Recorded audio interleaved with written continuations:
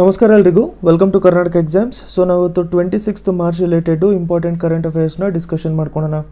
ಈ video PDF ಏನಾದರೂ ನಿಮಗೆ ಬೇಕಾಗಿದ್ರೆ ಟೆಲಿಗ್ರಾಮ್ ಚಾನಲಲ್ಲಿ ಫಾಲೋ ಮಾಡ್ಕೊಂಡಿರಿ, ಹಾಗೂ ಡೈಲಿ ಅಪ್ಡೇಟ್ಸ್ಗೋಸ್ಕರ ನೀವು ಇನ್ಸ್ಟಾಗ್ರಾಮ್ ಪೇಜ್ನು ಕೂಡ ಫಾಲೋ ಮಾಡ್ಕೋಬಹುದು. ಎರಡರದ್ದು ಲಿಂಕು ನಾನು ಡಿಸ್ಕ್ರಿಪ್ಷನಲ್ಲಿ ಪ್ರೊವೈಡ್ ಮಾಡ್ಕೊಂಡಿರ್ತೀನಿ. ಇನ್ನು ನೀವು ಯೂಟ್ಯೂಬ್ ಚಾನಲ್ನ ಸಬ್ಸ್ಕ್ರೈಬ್ ಮಾಡ್ಕೊಂಡಿಲ್ಲ ಅಂತಂದರೆ ಚಾನಲ್ನ ಸಬ್ಸ್ಕ್ರೈಬ್ ಮಾಡ್ಕೊಂಡಿರಿ, ಹಾಗೆ ಬೆಲ್ ಐಕಾನ್ನು ಕೂಡ ಪ್ರೆಸ್ ಮಾಡ್ಕೊಂಡಿರಿ. ಅಂತಂದರೆ ನಾನು ಹೊಸ ವಿಡಿಯೋ ಹಾಕಿದ ತಕ್ಷಣ ನಿಮಗೆ ನೋಟಿಫಿಕೇಶನ್ ಬಂದ್ಬಿಟ್ಟಿರುತ್ತೆ. ನೆಕ್ಸ್ಟ್ ಟಾಪಿಕ್ನ ನಾವು ಡಿಸ್ಕಸ್ ಮಾಡ್ಕೊಳ್ಳೋಕ್ಕಿಂತ ಮುಂಚೆ ಆ ಟಾಪಿಕಿನ ಬೇಸಿಕ್ಸ್ ಅಥವಾ ಬ್ಯಾಕ್ಗ್ರೌಂಡ್ನ ನಾವು ನೋಡ್ಕೊಂಡಿರೋಣ. ಇದು ನೋಡಿ, ಬೆಲ್ಟ್ ಆ್ಯಂಡ್ ರೋಡ್ ಇನಿಷಿಯೇಟಿವ್ ನೀವು ಈಗಾಗಲೇ ಕೇಳ್ಕೊಂಡ್ಬಿಟ್ಟಿರ್ತೀರ. Belt and road initiative China start ಮಾಡಿದೆ. ಚೈನಾ ಏನು ಮಾಡಬೇಕು ಅಂತ ಇದೆ ಅಂತಂದರೆ, ಈ ಥರ ಏಷ್ಯಾದಿಂದ ಯುರೋಪಿನ ಕೊನೆವರೆಗೂ ಕೂಡ ರೋಡ್ ಕನೆಕ್ಟಿವಿಟಿನ ಮಾಡ್ಕೋಬೇಕು, ಮತ್ತು ಏಷ್ಯಾದಿಂದ ಯುರೋಪಿಗೆ ಮ್ಯಾರಿಟೈಮ್ ಕನೆಕ್ಟಿವಿಟಿ, ಸಿ ರೋಡ್ ಕನೆಕ್ಟಿವಿಟಿನೂ ಕೂಡ ಮಾಡ್ಕೋಬೇಕು ಅಂತ ಹೇಳ್ಬಿಟ್ಟು ಒಂದು ಬೆಲ್ಟ್ ಆ್ಯಂಡ್ ರೋಡ್ ಇನಿಷಿಯೇಟಿವ್ ಅಥವಾ BRI ಅಂತ ಹೇಳ್ಬಿಟ್ಟು ಸ್ಟಾರ್ಟ್ ಮಾಡ್ಕೊಂಡಿತ್ತು.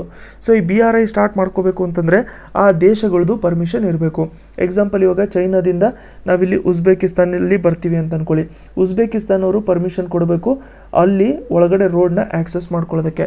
ಸೊ ಈ ಲ್ಯಾಂಡ್ ರೂಟ್ ಏನಿದೆಯಲ್ಲ ಅದನ್ನು ಒನ್ ಬೆಲ್ಟ್ ಅಂತ ಹೇಳ್ಬಿಟ್ಟು ಕರಿತೀವಿ. ಬೆಲ್ಟ್ ಅಂತಂದರೆ ಏನು? ಲ್ಯಾಂಡ್ ಮೇಲೆ ಹೋಗುವಂಥದ್ದು. ಬೆಲ್ಟ್ ಅಂತಂದರೆ ಲ್ಯಾಂಡ್ ಮೇಲೆ ಹೋಗುವಂಥದ್ದು. CL ಹೋಗೋದಕ್ಕೆ ರೋಡ್ ಅಂತ ಹೇಳ್ಬಿಟ್ಟು ಕರೀತಾರೆ. CL ಹೋಗೋದಕ್ಕೆ ರೋಡ್ ಅಂತ ಹೇಳ್ಬಿಟ್ಟು ಕರೀತಾರೆ. ಸೊ ಇದು ನೋಡಿ, ಮ್ಯಾರಿಟೈಮ್ ರೋಡ್ ಇದು. ನೆಕ್ಸ್ಟ್ ಇದು land route. So land route ನಾವು ನೋಡ್ಕೋಬೇಕು ಅಂತಂದರೆ ಇಲ್ಲಿ ಚೈನಾದಿಂದ ಸ್ಟಾರ್ಟ್ ಆಗುತ್ತೆ. ಚೈನಾದಲ್ಲಿ ಇಲ್ಲಿ ನೋಡಿ, ಇಲ್ಲಿ ನಾರ್ಮಲಾಗಿ ನಮಗೇನು ಓಲ್ಡ್ ರೂಟ್ ಕಾಣ್ತಾ ಇದೆಯಲ್ಲ, ಇದೆಲ್ಲ ಸಿಲ್ಕ್ ರೂಟು ಅಂತಂದರೆ ಮುಂಚೆ ಕಾಲದಲ್ಲಿ ಯೂಸ್ ಮಾಡ್ಕೊತಾ ಇರೋವಂಥದ್ದು. ಸೊ ಅದೇ ರೂಟ್ನ ಟ್ರೇಸ್ ಮಾಡ್ಕೋಬೇಕು ಅಂತ ಹೇಳ್ಬಿಟ್ಟು ಇವಾಗ ಇಲ್ಲಿ ಸ್ಟಾರ್ಟ್ ಮಾಡ್ಕೊಂಡಿದ್ದಾರೆ. ಇಷ್ಟು ದೇಶಕ್ಕೆ ಹೋಗ್ಬಿಟ್ಟು ರಷ್ಯಾಗೂ ಕನೆಕ್ಟ್ ಮಾಡ್ಕೊಂಡ್ಬಿಟ್ಟು ಲಾಸ್ಟಲ್ಲಿ ನೀದರ್ಲ್ಯಾಂಡ್ಸ್ವರೆಗೂ ಬರುತ್ತೆ. ಅದೇ ಥರ ನಾವಿಲ್ಲಿ CLಲ್ಲೂ ಕೂಡ ಕನೆಕ್ಟ್ ಮಾಡ್ಕೋಬೇಕು ಅಂತ ಹೇಳ್ಬಿಟ್ಟು ಇವ್ರೇನು ಮಾಡ್ಕೊಂಡಿದ್ದಾರೆ ಅಂತಂದರೆ, ಇಲ್ಲಿ ಚೈನಾದಿಂದ ಹಿಡಿದ್ಬಿಟ್ಟು ಇಟಲಿವರೆಗೂ ಸಿನ ಕನೆಕ್ಟ್ ಮಾಡ್ಕೋಬೇಕು ಅಂತ ಹೇಳ್ಬಿಟ್ಟು ಅಂದ್ಕೊಂಡಿದ್ದಾರೆ. ಸೊ ಇದು ಒನ್ ರೋಡ್ ಒನ್ ಬೆಲ್ಟ್ ಅಂತ, ಅಥವಾ ಬೆಲ್ಟ್ ಆ್ಯಂಡ್ ರೋಡ್ ಇನಿಷಿಯೇಟಿವ್ ಅಂತ. ಸೊ ಈ ಇನಿಷಿಯೇಟಿವಲ್ಲಿ ನಾವು ಲಾಸ್ಟಲ್ಲಿ ಇಟಲಿ ನೋಡ್ಕೊಂಡ್ವಲ್ವ, ಇಟಲಿ ಇವಾಗ ರೀಸೆಂಟಾಗಿ ಜಾಯಿನ್ ಆಗಿದೆ. ಮುಂಚೆ ಇಟಲಿ ಜಾಯಿನ್ ಆಗಿರಲಿಲ್ಲ, ಬಟ್ ಇಟಲಿ ಏನಾಗಿದೆ ಅಂತಂದರೆ 124th ಕಂಟ್ರಿ ಆಗಿದೆ ಈ ಬೆಲ್ಟ್ ಆ್ಯಂಡ್ ರೋಡ್ ಇನಿಷಿಯೇಟಿವ್ಗೆ ಜಾಯಿನ್ ಆಗೋದಕ್ಕೆ. ಮುಂಚೆ 123 ಕಂಟ್ರೀಸು ಜಾಯಿನ್ ಆಗಿತ್ತು, ಬಟ್ ಇವಾಗ 124th ಕಂಟ್ರಿ ಆಗಿ ಇಟಲಿ ಜಾಯಿನ್ ಆಗಿದೆ. ಇಟಲಿ ನೋಡಿ, G7 ಗ್ರೂಪಲ್ಲಿ one of the G7 countries. G7ಅಲ್ಲಿ ಫಸ್ಟ್ ಕಂಟ್ರಿ ಜಾಯಿನ್ ಆಗೋದಕ್ಕೆ.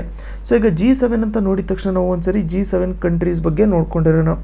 ಈ G7 ಕಂಟ್ರೀಸ್ ನೋಡ್ಕೋಬೇಕು ಅಂತಂದರೆ ವರ್ಲ್ಡಲ್ಲಿ ತುಂಬ ಇಂಡಸ್ಟ್ರಿಯಲೈಸ್ ಆಗಿರುವಂಥದ್ದು ಕಂಟ್ರೀಸ್ಗೆ ನಾವು G7 ಕಂಟ್ರೀಸ್ ಅಂತ ಹೇಳ್ಬಿಟ್ಟು ಕರಿತೀವಿ. ಯಾವ್ದಾವ್ದು ಬರುತ್ತೆ G7ನಲ್ಲಿ ಅಂತಂದರೆ, Canada, prawns, Germany, Italy, Japan, UK.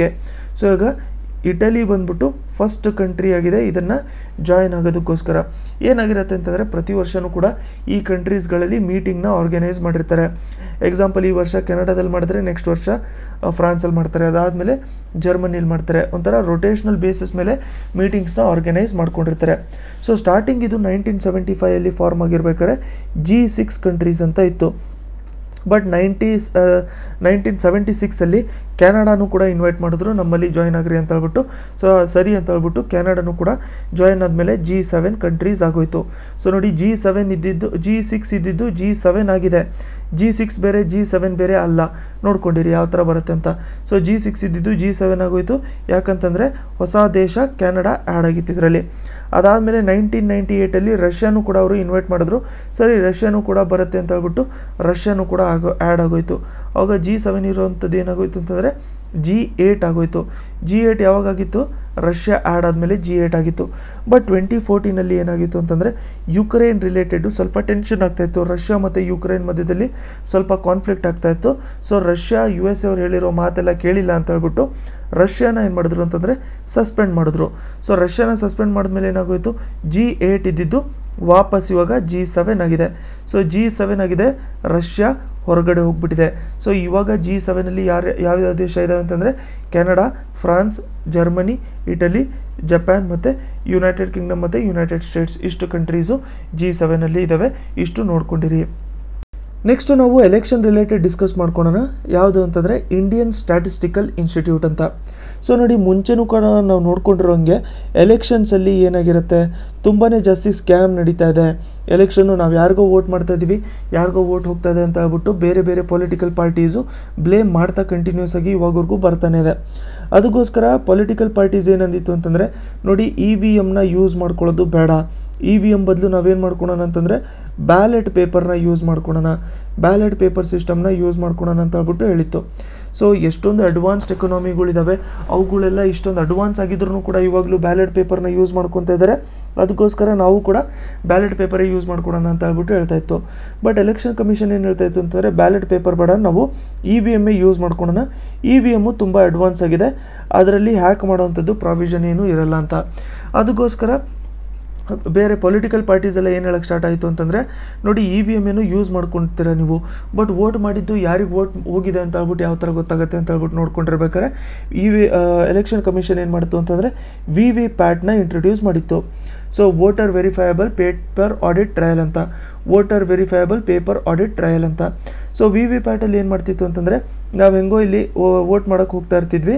So vote ಮಾಡೋಕ್ಕೆ ಹೋಗ್ತಾ ಇರ್ಬೇಕಾದ್ರೆ ಯಾವ ಪಾರ್ಟಿಯವರು ನಾವು ಅಕಸ್ಮಾತ್ ಏನಾದ್ರು ಈ ಪಾರ್ಟಿಗೆ ಏನಾದ್ರು ಎಕ್ಸ್ ಪಾರ್ಟಿಗೆ ಏನಾದ್ರು ಪ್ರೆಸ್ ಮಾಡಿದ್ರೆ ಇಲ್ಲಿ ಸೈಡಲ್ಲಿ ನಮಗೆ ಒಂದು VVPAT ಇಟ್ಟಿರ್ತಾರೆ, ಅದರಲ್ಲಿ ನಾವು ಯಾರಿಗೆ ವೋಟ್ ಮಾಡಿದ್ದೀವಿ ಅಂತ ಹೇಳ್ಬಿಟ್ಟು ಅದೊಂಥರ ಸ್ಲಿಪ್ಪಲ್ಲಿ ತೋರಿಸುತ್ತೆ. ಸೊ ಈ ಥರ voter verifiable paper audit trial ಅಂತ ಹೇಳ್ಬಿಟ್ಟು ಇಂಟ್ರೊಡ್ಯೂಸ್ ಮಾಡ್ಕೊಂಡ್ವಿ ನಾವು. ಸೊ ಈ ಥರ ಇಂಟ್ರೊಡ್ಯೂಸ್ ಮಾಡ್ಕೊಂಡ್ಮೇಲೂ ಕೂಡ ಕಂಪ್ಲೇಂಟ್ಸ್ ಜಾಸ್ತಿ ಬರ್ತಾ ಇದೆ ಅಂತ ಹೇಳಿದ ತಕ್ಷಣ ಇವಾಗ ಏನು ಮಾಡ್ತಿದ್ದಾವೆ ಅಂತಂದರೆ ಪೊಲಿಟಿಕಲ್ ಪಾರ್ಟೀಸು ನೋಡಿ VVPATಗಳಲ್ಲಿ ಹೆಂಗೂ ಚಲನ್ ಥರ ಬರುತ್ತೆ. ಸೊ ಏನು ಮಾಡಿ ಅಂತಂದರೆ ಎಲೆಕ್ಷನ್ನಲ್ಲಿ ನಮಗೇನು ಈ EVMಲ್ಲಿ ಎಲೆಕ್ಷನ್ನ ನಡೆಸ್ತೀರಾ, ಇದ್ರ ಜೊತೆಗೆ ಈ ಕೌಂಟಿಂಗ್ ಜೊತೆಗೆ ಇಲ್ಲಿ ಏನು ಚಲನ್ಗಳು ಬಂದಿರ್ತಾವಲ್ಲ ಅವುಗಳ ಕೌಂಟಿಂಗು ಕೂಡ ನೀವು ಮಾಡ್ಕೊಂಡಿರಿ ಅಂತ ಹೇಳ್ಬಿಟ್ಟು ಹೇಳಿತ್ತು. ಬಟ್ ಎಲೆಕ್ಷನ್ ಕಮಿಷನ್ ಏನು ಹೇಳ್ತಿದೆ ಅಂತಂದರೆ ನೋಡಿ ಫಸ್ಟ್ ಆಫ್ ಆಲ್ ಇಲ್ಲಿ ವೋಟಿಂಗ್ ಮಾಡ್ಕೊಂಡ್ಬಿಟ್ಟಿರ್ತೀರ, ಅದಾದಮೇಲೆ ಈ ಸ್ಲಿಪ್ಗಳ್ದು ಕೌಂಟಿಂಗ್ ಮಾಡ್ಕೋಬೇಕು ಅಂತಂದರೆ ಅದೊಂಥರ ಬ್ಯಾಲೆಟ್ ಪೇಪರ್ ಥರ ಸಿಸ್ಟಮ್ ಆಗುತ್ತೆ, ಮತ್ತು ಟೈಮು ಕೂಡ ತುಂಬ ಜಾಸ್ತಿ ಕನ್ಸ್ಯೂಮ್ ಆಗುತ್ತೆ. ಯಾಕಂತಂದರೆ ಪ್ರತಿಯೊಂದು ಚಲನ್ನು ಕೂಡ ಕ್ಯಾಲ್ಕುಲೇಟ್ ಮಾಡ್ಕೋಬೇಕು ಅಂತಂದರೆ ತುಂಬ ಡಿಫಿಕಲ್ಟ್ ಆಗುತ್ತೆ ಅಂತ ಹೇಳ್ಬಿಟ್ಟು ಎಲೆಕ್ಷನ್ ಕಮಿಷನ್ ಕೂಡ ಹೇಳ್ತಾ ಇತ್ತು. ಸೊ ಅದಕ್ಕೋಸ್ಕರ ಎಲೆಕ್ಷನ್ ಕಮಿಷನ್ ಏನು ಹೇಳ್ತಿತ್ತು ಅಂತಂದರೆ ನೋಡಿ ಇವಾಗ 100% ವೋಟಿಂಗ್ ಆಗೋಗ್ಬಿಟ್ಟಿದೆ ಅಂತಂದರೆ 100 ಪ್ಲೇಸಸಲ್ಲಿ ವೋಟಿಂಗ್ ಆಗೋಗ್ಬಿಟ್ಟಿದೆ ಅಂತಂದರೆ 1% ಈ VVPATನ ವೆರಿಫೈ ಮಾಡ್ಕೊಳ್ಳೋಣ ಕರೆಕ್ಟ್ ಆಗಿದೆಯೋ ಇಲ್ವೋ ಅಂತ ಹೇಳ್ಬಿಟ್ಟು ಅಂತ ಹೇಳ್ತಾ ಇತ್ತು. ಬಟ್ ಇವಾಗ ನಮ್ಮ ಡೆಮೋಕ್ರಸಿನ ನಾವು ಕನ್ಸಿಡರ್ ಮಾಡಿಕೊಂಡ್ರೆ ನಮ್ಮದು ಎಷ್ಟು ದೊಡ್ಡ ಡೆಮೋಕ್ರಸಿ, ಲಾರ್ಜೆಸ್ಟ್ ಡೆಮೋಕ್ರಸಿ ಇಡೀ ವರ್ಲ್ಡಲ್ಲಿ, ಆ ಥರ ಟೈಮಲ್ಲಿ ಬರೀ 1% ಮೇಲೆ ಅಕೌಂಟಬಿಲಿಟಿ ನಾವು ಕೊಡೋಕ್ಕಾಗತ್ತಾ? ಅದಕ್ಕೋಸ್ಕರ ಬೇರೆ ಪಾರ್ಟೀಸ್ ಎಲ್ಲ ಏನು ಹೇಳಿತ್ತು ಅಂತಂದರೆ ನೋಡಿ 1% ನೀವು ಚೆಕ್ ಎಲ್ಲ ಮಾಡೋಕ್ಕೆ ಹೋಗ್ಬಿಡಿ, ಅಟ್ಲೀಸ್ಟ್ 50% VVPATಗಳನ್ನ ನೀವು ಚೆಕ್ ಮಾಡ್ಕೊಳ್ಳಿ ಅಂತ ಹೇಳ್ಬಿಟ್ಟು ಹೇಳಿತ್ತು.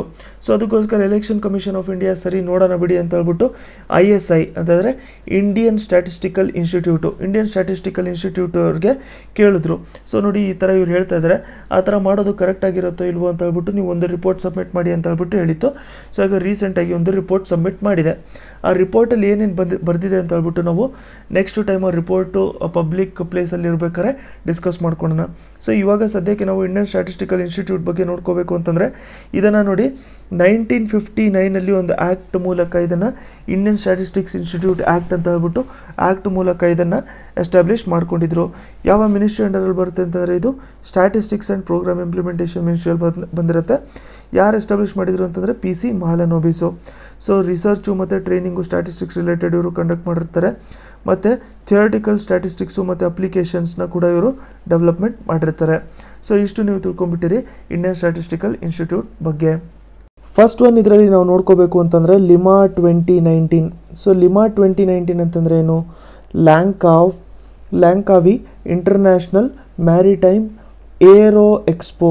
ಸೊ ನೋಡಿ ಏರೋ ಎಕ್ಸ್ಪೋ ಇದು ಯಾಕೆ ಇಂಪಾರ್ಟೆಂಟ್ ಆಗುತ್ತೆ ಅಂತಂದರೆ ಫಸ್ಟ್ ಟೈಮು ಇಂಡಿಯನ್ ಏರ್ಫೋರ್ಸು ಇದರಲ್ಲಿ ಪಾರ್ಟಿಸಿಪೇಟ್ ಮಾಡ್ತಾಯಿದೆ. ಸೊ ಇಂಡಿಯನ್ ಏರ್ಫೋರ್ಸು ಯೂಶ್ವಲಾಗಿ ಈ ಥರ ಪಾರ್ಟಿಸಿಪೇಟ್ ಮಾಡಲ್ಲ. ಬೇರೆ ಕಡೆಗೆ ನಮ್ಮ ಲೈಟ್ ಕಾಂಬ್ಯಾಟ್ ಏರ್ಕ್ರಾಫ್ಟ್ ಫೈಟರ್ ಏನಿದಾವಲ್ಲ, ನಮ್ಮ ಫೈಟರ್ ಏರ್ಕ್ರಾಫ್ಟನ್ನು ಎಕ್ಸಿಬಿಷನಲ್ಲಿ ಪಾರ್ಟಿಸಿಪೇಟ್ ಎಲ್ಲ ಮಾಡಿಸ್ಕೊಳ್ಳೋಕ್ಕೆ ಯೂಶ್ವಲಾಗಿ ಹೋಗ್ತಾರಲ್ಲ. ಬಟ್ ಈ time first of all aero expo ಎಲ್ಲಿ ನಡೀತಾ ಇರೋವಂಥದ್ದು ಇದು ಅಂತಂದರೆ ಲ್ಯಾಂಕಾವಿ ಮಲೇಷ್ಯಾದಲ್ಲಿರುವಂಥದ್ದು. ಸೊ ಇಲ್ಲಿ 26 ಮಾರ್ಚಿಂದ ಹಿಡಿದ್ಬಿಟ್ಟು 30th ಮಾರ್ಚ್ವರೆಗೂ ಕಂಡಕ್ಟ್ ಆಗ್ತಾ ಇರುತ್ತಿದ್ದು. ಸೊ ಇದರಲ್ಲಿ Indian air force first time participate ಮಾಡ್ಕೊತಾ ಇದೆ. ಅದಕ್ಕೋಸ್ಕರ LIMA 2019 important. Next art and ಕಲ್ಚರ್ಗೆ ಇಂಪಾರ್ಟೆಂಟ್ ಆಗುವಂಥದ್ದು ಒಂದು ಟಾಪಿಕ್ನ ನೋಡ್ಕೊಳ್ಳೋಣ. Telangana tribal paintings. ಸೊ ಟೋಟಲಾಗಿ 3 ಪೇಂಟಿಂಗ್ಸ್ ಇದ್ದಾವೆ. ಅವುಗಳಿಗೋಸ್ಕರ ತೆಲಂಗಾಣ ಟ್ರೈಬಲ್ ವೆಲ್ಫೇರ್ ಡಿಪಾರ್ಟ್ಮೆಂಟ್ ಏನು ಮಾಡಿದೆ ಅಂತಂದರೆ ಅಮೆಝಾನಲ್ಲಿ ಅದರ ಪ್ರಮೋಷನ್ನ ಮಾಡ್ತಾಯಿದೆ. ಸೊ ಅಮೆಝಾನಲ್ಲಿ ಅದರ ಪ್ರಮೋಷನ್ ಮಾಡ್ತಿದೆಯೋ ಮಾಡ್ತಾ ಇಲ್ವೋ ಅನ್ನೋದು ನಮ್ಗೆ ಇಂಪಾರ್ಟೆಂಟ್ ಆಗೋಲ್ಲ. ಬಟ್ ಈ ಟ್ರೈಬಲ್ ವೆಲ್ಫೇರಿಂದು ಏನು ಟ್ರೈಬಲ್ ಪೇಂಟಿಂಗ್ ಇದ್ದಾವೆ ಆ ಪೇಂಟಿಂಗ್ ನಮಗೆ ಆರ್ಟ್ ಆ್ಯಂಡ್ ಕಲ್ಚರ್ ಡಿಪಾರ್ಟ್ಮೆಂಟಲ್ಲಿ ತುಂಬ ಇಂಪಾರ್ಟೆಂಟ್ ಆಗುತ್ತೆ. ಫಸ್ಟ್ ನಾವು ನೋಡ್ಕೋಬೇಕು ಅಂತಂದರೆ ಗೋಂಡ್ ಅಂತ, ಸೆಕೆಂಡ್ ಒನ್ನು ಕೋಯ ಅಂತ, ಇನ್ನೊಂದು ಬಂದ್ಬಿಟ್ಟು ನೈಕ್ ಪಾಡ್ ಕಮ್ಯುನಿಟೀಸಿಂದು ಇದು ಪೇಂಟಿಂಗ್ಸು. ಸೊ ಎಲ್ಲದೂ ಒಂದು ಸರಿ ನಾವು ನೋಡ್ಕೋಬೇಕು ಅಂತಂದರೆ first of all Gond paintings. ಈ ಗೋಂಡ್ ಪೇಂಟಿಂಗ್ಸ್ ನೋಡಿ, ಇದರಲ್ಲಿ ತುಂಬ ಬ್ರೈಟ್ ಆಗಿರುವಂಥದ್ದು ಕಲರ್ಸ್ನ ಯೂಸ್ ಮಾಡ್ಕೊಂಡಿರ್ತಾರೆ, ಇಂಟ್ರಿಕೇಟ್ ಲೈನ್ಸ್ ಎಲ್ಲ ಇರುತ್ತೆ ಇದರಲ್ಲಿ. ಸೊ ಯೂಶ್ವಲಾಗಿ ಏನಿರುತ್ತೆ ಅಂತಂದರೆ ಬರ್ಡ್ಸು ಮತ್ತು ಆ್ಯನಿಮಲ್ಸ್ಗಳ ಪೇಂಟಿಂಗೇ ಮಾಡ್ಕೊಂಡಿರ್ತಾರೆ. ಬರ್ಡ್ಸಲ್ಲಿ ಯೂಶ್ವಲಾಗಿ ಪೀಕಾಕಿನ ಪೇಂಟಿಂಗ್ ಇರುತ್ತೆ, ಆ್ಯನಿಮಲ್ಸಲ್ಲಿ ಆಕ್ಸು, ಡಿಯರು, ಎಲಿಫೆಂಟು, ಟೈಗರು ಇವುಗಳ ಪೇಂಟಿಂಗ್ ಮಾಡಿರ್ತಾರೆ. ಅಂತಂದರೆ ಯಾವ ಥರ ಇರುತ್ತೆ ಅಂತಂದರೆ ಫಸ್ಟ್ ಒಂದು ಟ್ರೀ ಥರ ಏನಾದ್ರು ಇರುತ್ತೆ, ಆ ಟ್ರೀ ಮೇಲೆ ನಮಗೆ ಬೇರೆ ಬರ್ಡ್ಸು ಆ್ಯನಿಮಲ್ಸು ಈ ಥರ ಏನೋ ಪೇಂಟಿಂಗ್ ಮಾಡ್ಕೊಂಡಿರ್ತಾರೆ. ಇದು ಗೋಂಡ್ ಪೇಂಟಿಂಗು. ಸೊ ಯಾವ ಸ್ಟೇಟಿಂದು ಅಂತ ಕೇಳಿದ್ರೆ ತೆಲಂಗಾಣದು ಅಂತ ಹೇಳ್ಬಿಟ್ಟು ಆಗುತ್ತದು. ನೆಕ್ಸ್ಟು ನಾವು ಕೋಯಾ ಪೇಂಟಿಂಗ್ನ ನಾವು ನೋಡ್ಕೋಬೇಕು ಅಂತಂದರೆ ಸೇಕ್ರೆಡ್ ಅಂತಂದರೆ ಪವಿತ್ರವಾದದ್ದು ಅಂತ. ಸೊ ಸೇಕ್ರೆಡ್ ಫ್ಲ್ಯಾಗ್ಸು ಮತ್ತು big bottle gourd, sacred bottle gourd ಇವುಗಳ ಮೇಲೆಲ್ಲ ಪೇಂಟಿಂಗ್ ಮಾಡಿರ್ತಾರೆ, ಅದಕ್ಕೆ ಕೋಯಾ ಪೇಂಟಿಂಗ್ ಅಂತ ಹೇಳ್ಬಿಟ್ಟು ಕರೀತಾರೆ. ನೆಕ್ಸ್ಟು ನೈಕ್ ಪಾಡ್ ಪೇಂಟಿಂಗ್ಸು. ಸೊ ನೈಕ್ ಪಾಡ್ ಪೇಂಟಿಂಗ್ಸ್ ಅಂತಂದರೆ ಇದೊಂಥರ ಮಾಸ್ಕ್ಗಳ ಪೇಂಟಿಂಗ್. ಇದು ಮಾಸ್ಕ್ಗಳು ಅಂತಂದರೆ ಮುಂಚೆ ಕಾಲದ ರಾಜರು ಆಗಿರ್ಬೋದು ಅಥವಾ ಪಾಂಡವಾಸ್ ಆಗಿರ್ಬೋದು. ಸೊ ಪಾಂಡವಾಸು ರಾಜರದು ಎಕ್ಸಾಂಪಲು ಭೀಮ ಅವ್ರದ್ದೆಲ್ಲ ಮಾಸ್ಕ್ಗಳ ಥರ ಪೇಂಟಿಂಗ್ ಮಾಡಿರ್ತಾರೆ, ಅದರಲ್ಲಿ ಇದು ನೈಕ್ ಪಾಡು ಪೇಂಟಿಂಗ್ ಬಂದಿರುತ್ತೆ. ಸೊ ಮೂರೂ ಕೂಡ ತೆಲಂಗಾಣಗೆ ಬಿಲಾಂಗ್ ಆಗಿರುವಂಥದ್ದು.